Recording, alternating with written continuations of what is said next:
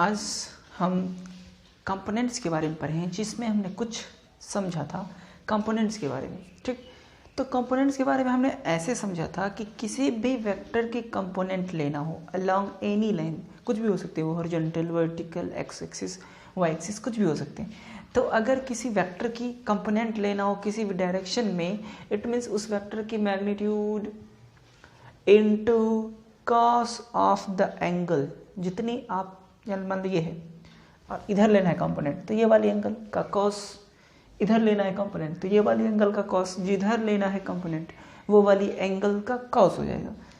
अब बाकी की बातें करते हैं। अब आ गए रेक्टेंगुलर कंपोनेंट पे। ठीक, तो ये रेक्टेंगुलर कंपोनेंट क्या होते हैं? Rectangular component of a vector in a plane. इसका मीनिंग क्या होता है? प्लेन इट मीन्स दो डायरेक्शन, एक हॉरिजॉन्टल एक वर्टिकल। तो किसी प्लेन में इसके नाम दिए गए रेक्टेंगुलर कंपोनेंट, क्योंकि रेक्टेंगल के साथ शेप में बन जाते हैं। तो किसी वेक्टर की रेक्टेंगुलर कंपोनेंट, तो मान लेता हूँ X axis Y axis, X axis हमने माना, वाई एक्सिस हमने माना, बीच में कोई वेक्टर है जिसकी कुछ मैग्नीट्यूड दे रखा है, मान लो ए बी सी डी कुछ भी है, ए मान लेता हूँ इसकी मैग्नीट्यूड, कोई वेक्टर जिसकी मैग्नीट्यूड ए है, तो ये एंगल मान लेता हूँ थीटा। तो इसकी ये कंपोनेंट कितनी होगी? ये कंपोनेंट हो जाती है ए कॉस थीटा। तो एक कंपोनेंट होती है ए कॉस थीटा, ए की लेंथ और कॉस ऑफ दिस एंगल, तो इसको कहते हैं ए का एक्स की तरफ कंपोनेंट। और फिर इसकी इधर की तरफ कंपोनेंट लें तो ये हो जाएगी ए कॉस 90 माइनस थीटा, मतलब sine theta.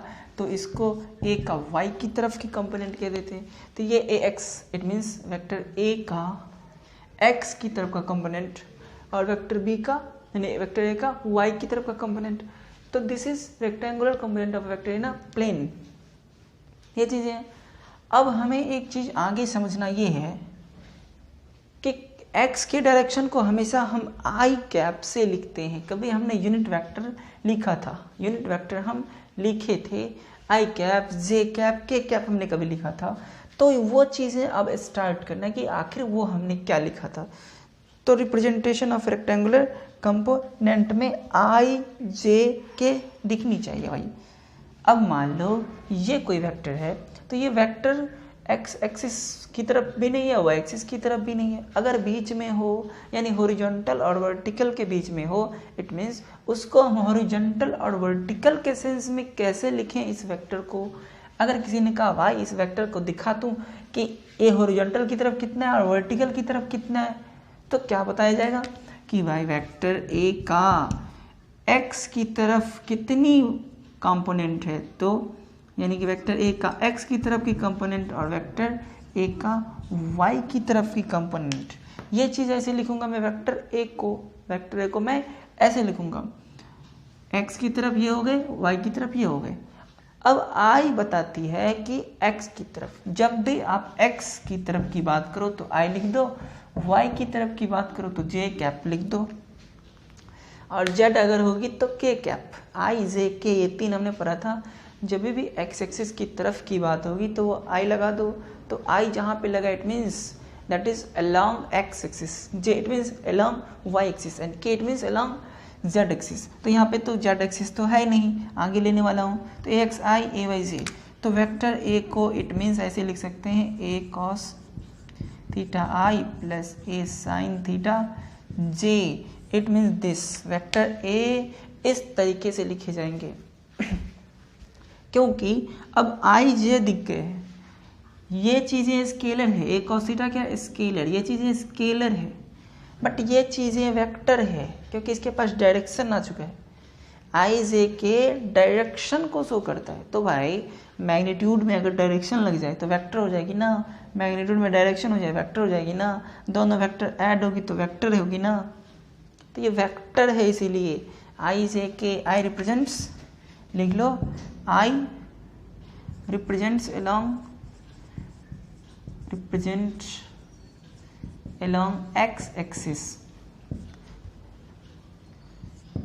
j represents along y axis, k cap, k है ये k cap represents along z axis, i ऊपर कैप, जे ऊपर कैप, के ऊपर cap, x axis, Y axis, Z axis. ठीक, आगे अगर लिख दें तो वो बता देगा कि किसकी तरफ हम कितनी जा रहे हैं। अब यही चीज़ रेक्टेंगुलर कंपोनेंट 3D में कहे बात, तो rectangular component in a vector in 3D, ये तो प्लेन में है ना, किसी 2 डायरेक्शन वाली प्लेन में है, यानी कि ये rectangular component of vector in plane यानी 2D में, 2D यानी 2 डायरेक्शन में, 2 डायरेक्शन में, 2D मतलब 2 डायमेंशन मतलब 2 डायरेक्शन में, तो 2 डायरेक्शन है ना एक्स वाई। अगर ये 3 डायरेक्शन में हो जाए तो क्या करेंगे? ठीक, तो 3 डायरेक्शन के लिए हम करते हैं, तो rectangular component of vector in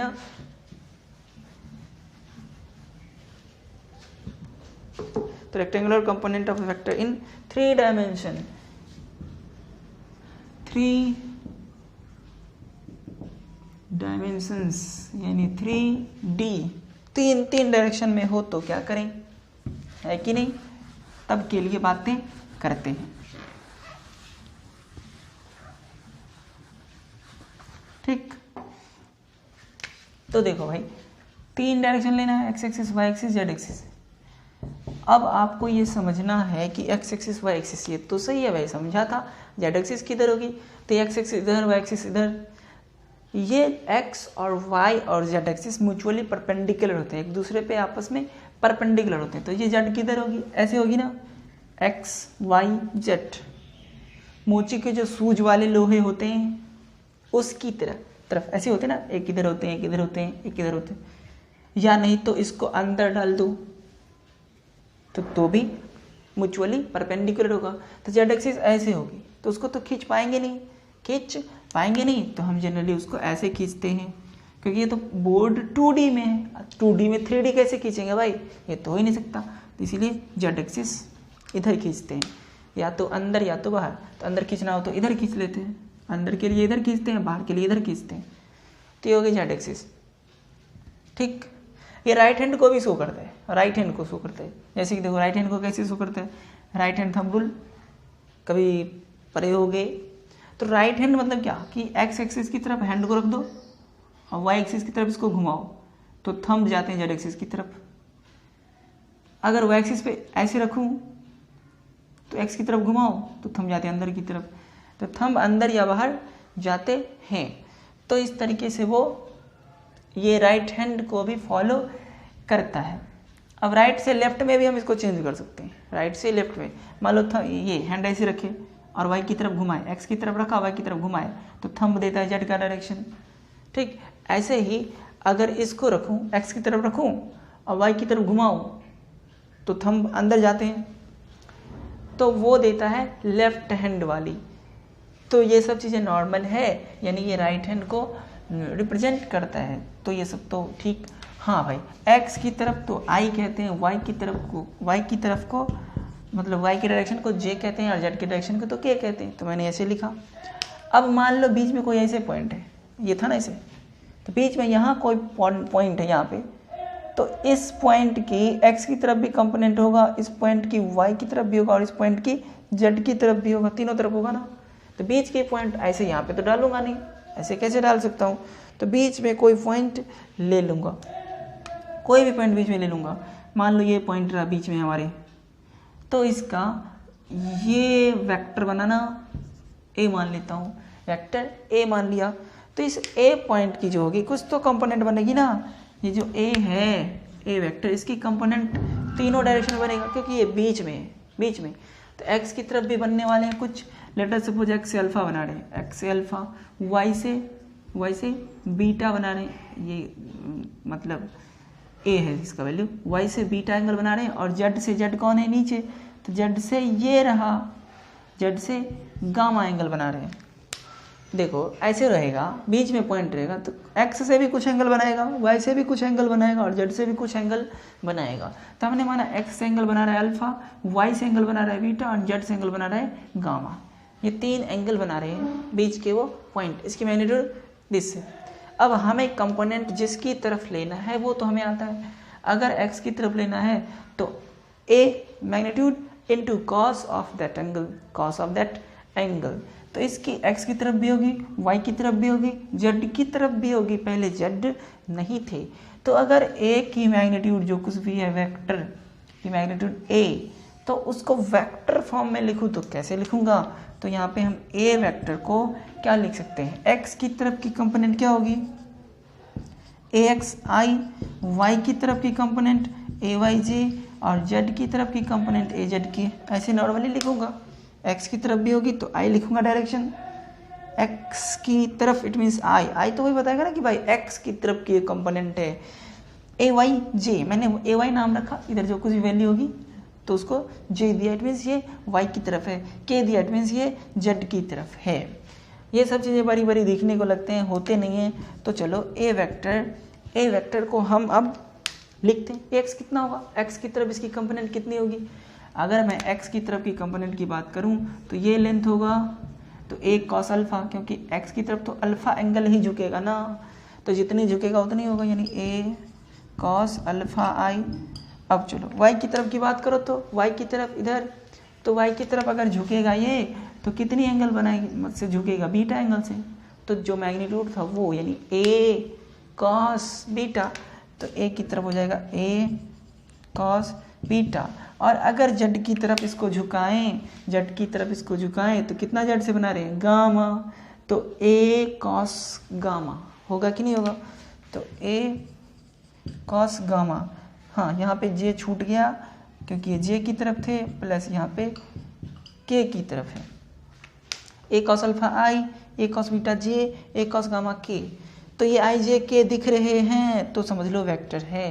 it means i j k तो डायरेक्शन को शो करता है, और डायरेक्शन है तो ऑब्वियसली वो क्या है? वेक्टर है, नो डाउट।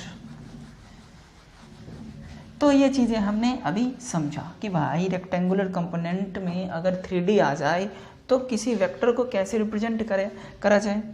ठीक, तो अब एक और चीज़ें चलते हैं। ये रेक्टेंगुलर कंपोनेंट है तो ये जस्ट लाइक क्यूबाइड या क्यूब ऐसा कुछ बनेगा ना। जैसे रूम है तो रूम है तो ये हो गया उसकी लेंथ, ये हाइट, ये ब्रेड्थ, ऐसा कुछ मान लिया। तो बीच में कहीं पे कोई पॉइंट है, मान लो कि रूम के एक अपोजिट वाले ऊपर वाले कॉर्नर पे कोई पॉइंट है, तो वो डायगोनली हो गए ना, यहाँ से वहाँ। ये नीचे वाले कॉर्नर हो गए, ये ऊपर वाले रूम के कॉर्नर हो गए। मान लो रूम को इमेजिन करो तो उसकी डायगोनल के क्या होते हैं? Root under L square plus B square plus H square. It means L मतलब एक्स मान लो, बी मतलब वाई मान लो, और जेड मान लो, हाइट को किसी एक को कुछ मान लो। तो इस तरीके से इसकी ये लेंथ कितनी हो जाएगी? ये लेंथ हो जाएगी root under L square plus B square plus H square. It means X square plus Y square plus Z square. वो डायगोनल ऑफ क्यूबाइड की बात कर रहा हूँ मैं। तो यहाँ पे क्यूबाइड की तरह का शेप बनेगा, क्यूबाइड की तरफ क्या शेप बनेगा? ठीक, तो देखा जाए यहाँ पे हमने ऐसे समझा था कि इसका वेक्टर ए का ये जो ए है उसकी एक एक्स की तरफ कंपोनेंट कितना था? एक्स की तरफ कंपोनेंट कितने थे? यानी ए का एक्स की तरफ ए कॉस अल्फा, ए का वाई की तरफ ए कॉस बीटा, ए का जेड की तरफ कितने थे? ए कॉस गामा। ये 3 थे कि नहीं थे? एक्स की तरफ ए कॉस अल्फा, वाई की तरफ ए कॉस बीटा, जेड की तरफ ए कॉस गामा। है कि नहीं है ना? ए निकालो तो तीनों में से, यहाँ से ए कितना होगा? ए एक्स बाई ए नहीं, कॉस अल्फा निकाल लो, कॉस अल्फा ही निकाल लो, कॉस अल्फा निकालो तो यहाँ से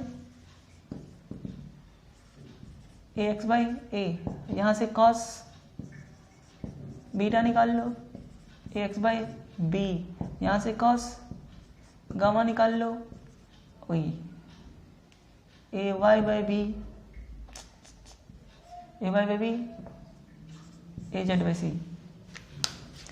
दिस ये है तो यहाँ से कॉस अल्फा निकाला ए एक्स बाई ए, यहाँ से cos beta A Y by A Y by B. कहाँ से ले लिया भाई? ये क्या क्या ले लेता है?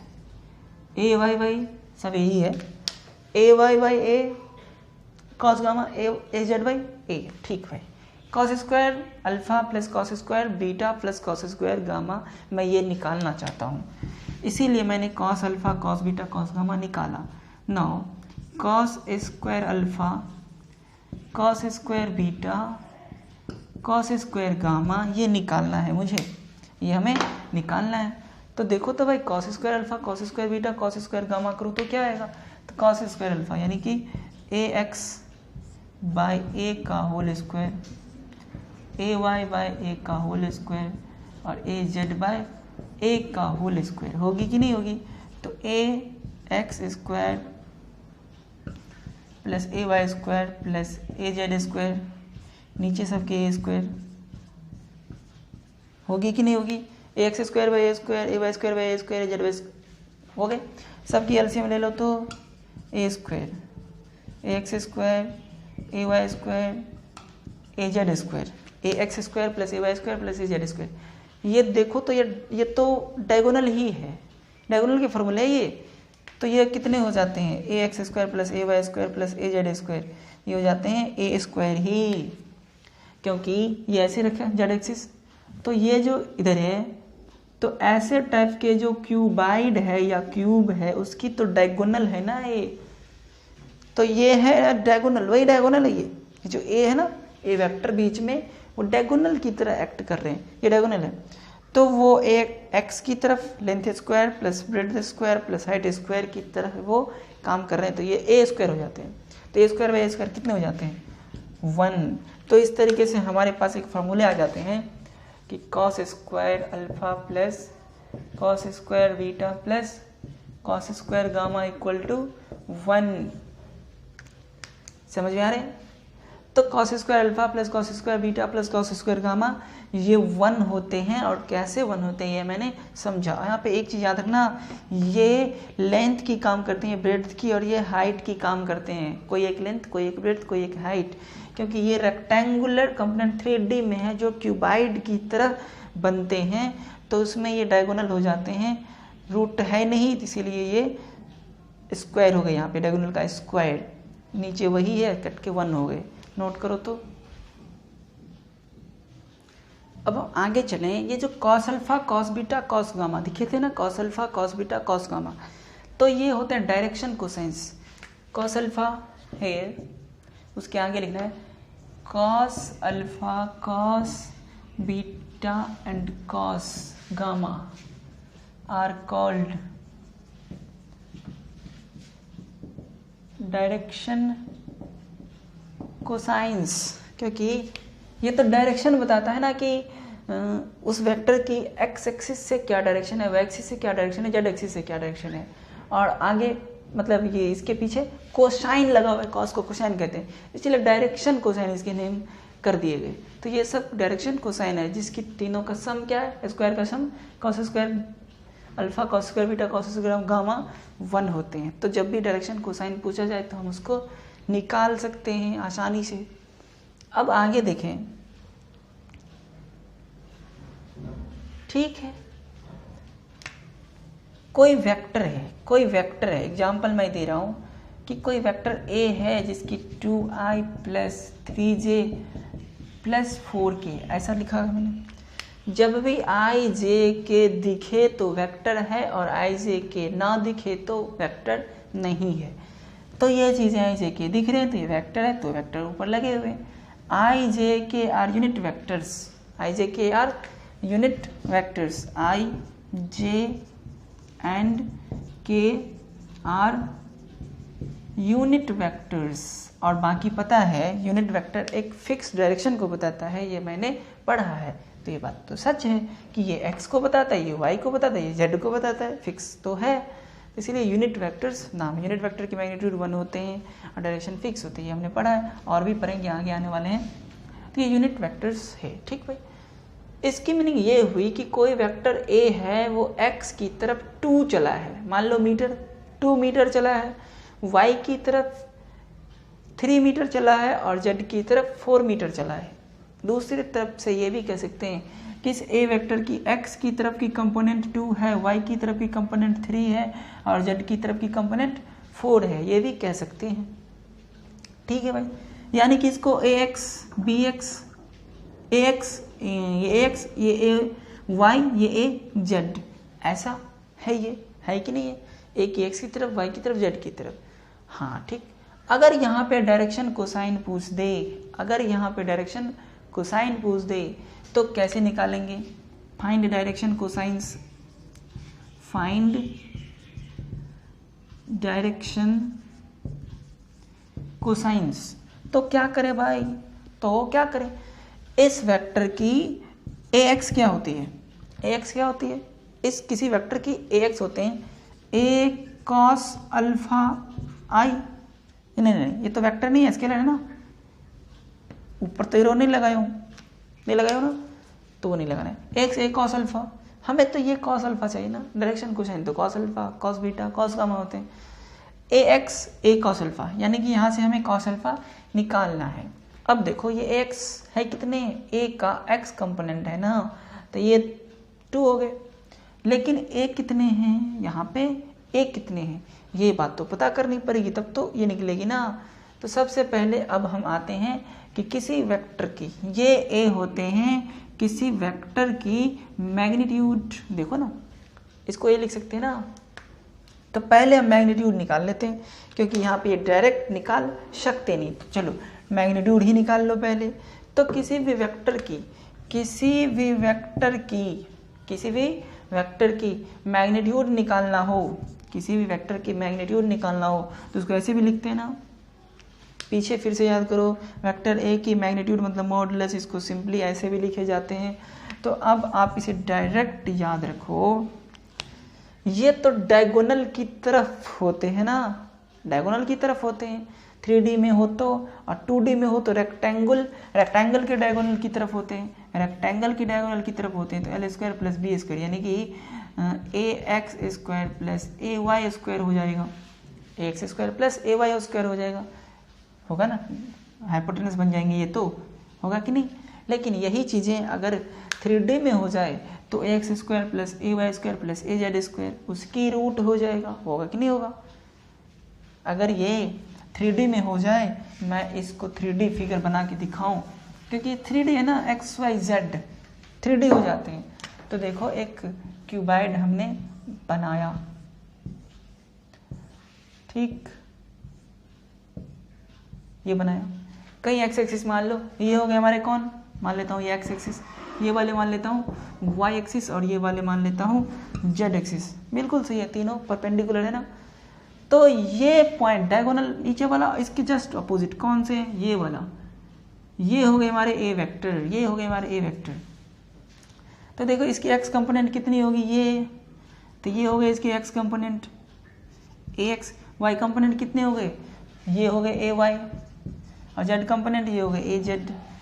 तो लेंथ ब्रेड्थ हाइट ये 3 है आपस में, एक्स कंपोनेंट ये हो गए, वाई कंपोनेंट ये हो गए और जेड कंपोनेंट दिस हो गए। तो a x A Y A Z, तो वो डायगोनल है ना, देखो तो ए क्या है, डायगोनल है इस ए एक्स ए वाई ए जेड की। तो डायगोनल कितने निकलते हैं, रूट अंडर एल स्क्वायर, तो a x square plus B square, कोई भी मान लो तो a Y square plus a z square. तो इस तरीके से हम ए की मैग्नीट्यूड यानी ए की लेंथ, जो कुछ भी हो वेक्टर वाली चीज़, उसकी मैग्नीट्यूड आसानी से निकालेंगे, ऐसे याद रखना इसको, ठीक है। तो ये हमने साइड में लिखा और समझाया कि भाई मैग्नीट्यूड कैसे निकालते हैं। तो किसी भी वेक्टर की मैग्नीट्यूड निकालना हो तो a x square plus A Y square plus a z square, मतलब आई के पीछे जो हो उसका स्क्वायर, जे के पीछे जो हो उसका स्क्वायर और के पीछे जो हो उसका स्क्वायर, क्योंकि ये के वाले हैं। तो देख लो, तो यहाँ पे आई के पीछे कितने, एक्स 2 स्क्वायर, ये एक्स होते हैं, ये ए वाई होते हैं और ये ए जेड होते हैं, ठीक है। तो a x square a Y square 3 square plus 4 square, कितने हो गए ये बताओ, 4 9 13 16 29 होगा कि नहीं, 29, कुछ तो यूनिट होगा ना भाई, कुछ तो यूनिट होगा, मीटर न्यूटन कुछ भी, तो दिस यूनिट्स, चलो भाई इतनी यूनिट्स। तो ये तो मैग्नीट्यूड आए ना वेक्टर ए के। इस फिगर को नोट कर लो आप और समझ लो कि मैग्नीट्यूड की मीनिंग क्या थी यहाँ पे, रेक्टेंगुलर कंपोनेंट से। ठीक, मैं इसको रब करूँगा।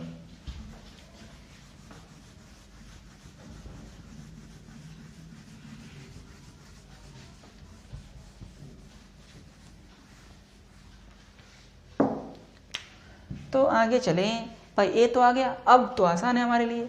अब हम चलते हैं ए एक्स क्या होता है, ए कॉस अल्फा, क्योंकि कॉस अल्फा निकालना था ना। अब ए एक्स भी पता है और ए भी पता है, ए एक्स ए वाई ए जेड तीनों तो पता ही है और ए भी पता चल गया। तो अब तो हमेशा मुझे कॉस अल्फा आ जाएगा, अब तो कोई डॉट नहीं है। ए एक्स बाई ए एक्स कितने हैं, 2 बाई ए कितने हैं, √29 कॉस अल्फा, तो कॉस बीटा क्या हो जाएगा, कॉस बीटा हो जाएगा ए वाई बाई ए, वाई वाली में होगा ना ए वाई, ए कॉस बीटा, तो कॉस बीटा क्या हो जाएगा ए वाई बाई ए वाई कितने 3 by this cos gamma a z by A Z कितने 4 बाई √29, ये सब कॉस अल्फा का। अब देखो प्रूफ करके देखो, कॉस पहले तो ये डायरेक्शन कोसाइन है, ये नहीं है आई, तीनों का स्क्वायर करके ऐड करो, कॉस स्क्वायर कॉस स्क्वायर तो 1 ही होगा, प्रूफ कर लो 1 होगा। ठीक, तो इसे कहते हैं डायरेक्शन कोसाइन ऐसे निकालते हैं। अल्फा मतलब एक्स की तरफ जो कंपोनेंट है वो बाय पूरा वेक्टर की मैग्नीट्यूड, फिर वाई की तरफ जो कंपोनेंट हो बाय पूरे वेक्टर की मैग्नीट्यूड, जेड की तरफ जो कंपोनेंट हो बाय पूरे वेक्टर की मैग्नीट्यूड। तो इस तरीके से हम डायरेक्शन कोसाइन को आसानी से निकालना सीख लिए। तो सबसे पहले क्या निकाल लेना, वेक्टर की मैग्नीट्यूड। कैसे निकालना मैग्नीट्यूड, कभी भी किसी भी इस फॉर्म के वेक्टर की मैग्नीट्यूड निकालना हो यानी मॉडुलस निकालना हो तो रूट ले लेना, आई के पीछे का स्क्वायर, जे के पीछे का स्क्वायर, के पीछे का स्क्वायर, साइन के साथ लेना। अगर यहाँ पे माइनस होता तो -3 का स्क्वायर लेता, अगर यहाँ पे -4 होता तो -4 का स्क्वायर लेता, ब्रैकेट में -4, तो साइन के साथ लेना है, तो इसे नोट करो। तो किसी वेक्टर की मैग्नीट्यूड निकालने के क्या थे, how to find the magnitude of a vector, to find a magnitude of a vector। ठीक,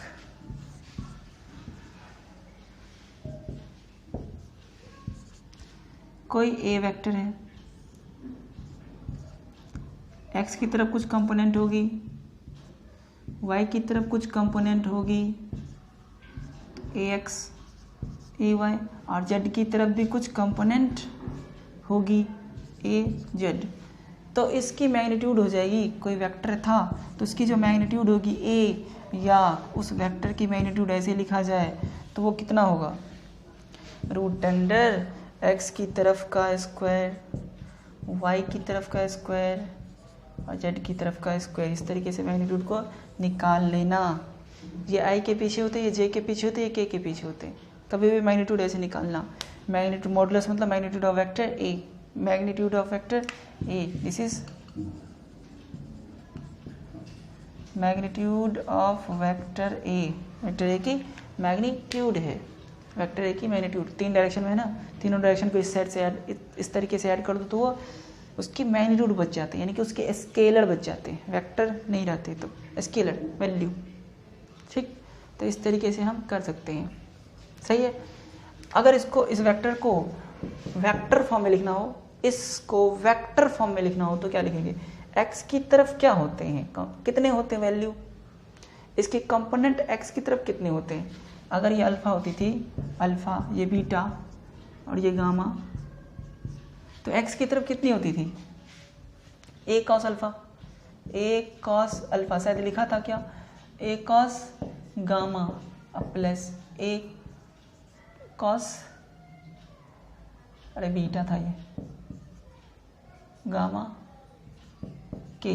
वेक्टर फॉर्म ऐसे लिखेंगे, वेक्टर ए को ए कॉस अल्फा, इसकी तरफ तो ए कॉस अल्फा है ना, वाई की तरफ ए कॉस बीटा है और जेड की तरफ ए कॉस गामा है, आगे कैप लगा दिया यानी आई जे के लगा दिया, तो ये वेक्टर फॉर्म में हो गया। इसकी मैग्नीट्यूड दिस हो गया, ये विद डायरेक्शन हो गए वेक्टर फॉर्म में, ये उसी की मैग्नीट्यूड हो गई कुछ वैल्यू। ठीक। ठीक है। तो ये सब चीज़ें हमें पता होनी चाहिए, तो इसे नोट कर लो, ठीक। और आगे की चीज़ें हम नेक्स्ट टाइम पढ़ेंगे।